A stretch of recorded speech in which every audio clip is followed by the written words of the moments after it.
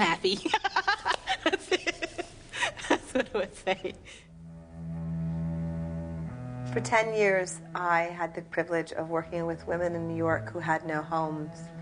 In that time, I did all kinds of things. I hung out, I ran groups, I had meals, I went to the movies. I interviewed hundreds and hundreds of homeless women. And I have to tell you, in all those years, in all those interviews, I only met one woman who was not sexually abused as a little girl or raped as a young woman.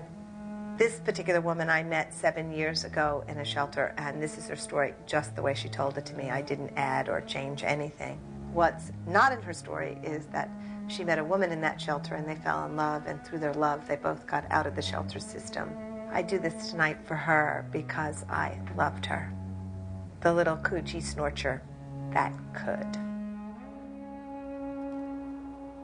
Memory, December 1965, 5 years old. My mama tells me in a scary, loud, life-threatening voice to stop scratching my coochie snorcher. I become terrified. I have scratched it off down there and do not touch myself again. Even in the bath, I am afraid of the water getting in and filling me up so I explode.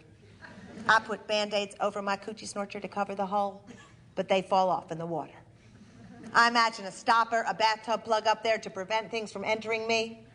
I sleep with 3 pairs of happy heart-shaped cotton underpants underneath my snap-up pajamas. I still want to touch myself, but I don't. Memory, 7 years old. Edgar Montaigne, who is 10, gets angry at me and punches me with all his might between my legs. It feels like he breaks my entire self. I limp home. I can't pee. My mama says, "What's wrong with your coochie snorcher, girl?" And when I tell her what Edgar did to me, she says, "Never, never let anyone touch you down there again." I tried to explain. He didn't touch it, Mama. He punched it. Memory, 9 years old. I play on the bed, bouncing and falling, and impale my coochie snorcher on the bedpost. I make high-pitched screaming noises that come straight from my coochie snorcher's mouth. I get taken to the hospital, and they sew it up down there from where it's been torn apart. Memory, 10 years old. I'm at my father's house, and he's having a party upstairs. Everyone's drinking. I'm playing alone in the basement, and I'm trying on my new cotton white brown panties that my father's girlfriend gave me. Suddenly, my father's best friend, this big man, Alfred, comes up from behind and pulls my new underpants down and sticks his big, hard penis right into my coochie snorcher. I scream, I kick, I try to fight him off, but he already gets in. My daddy's there then, and he has a gun, and there is loud, horrible noise, and then there is blood all over Alfred and me. Lots of blood. I am sure my coochie snorcher is finally falling out. Alfred is paralyzed for life, and my mama doesn't let me see my father again for 7 years. Memory, 13 years old. My coochie snorcher is a very bad place.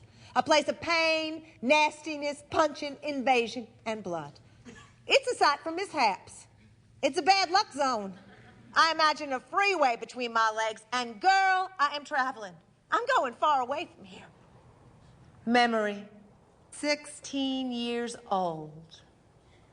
There is this gorgeous, and I mean gorgeous, 24-year-old woman in our neighborhood, and I do not know why, but I can't help but staring at her all the time. One day, she invites me into her car. She asks me if I like to kiss boys, and I say, no, I do not like to do that.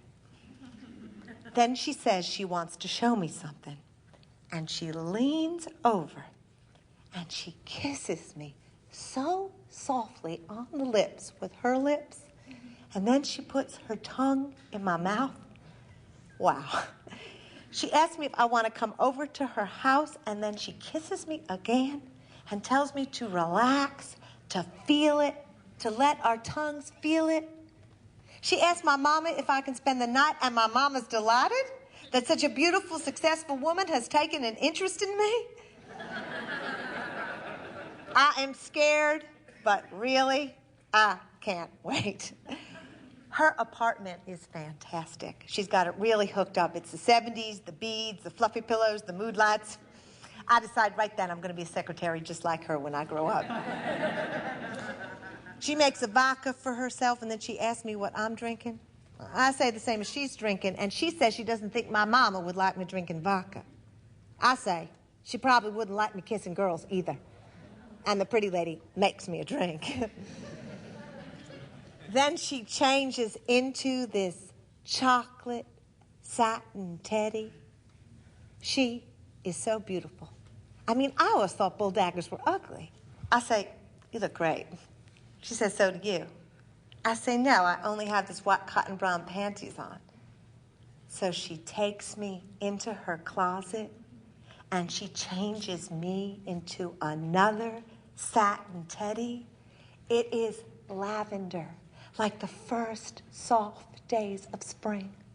The alcohol has gone to my head, and I am loose.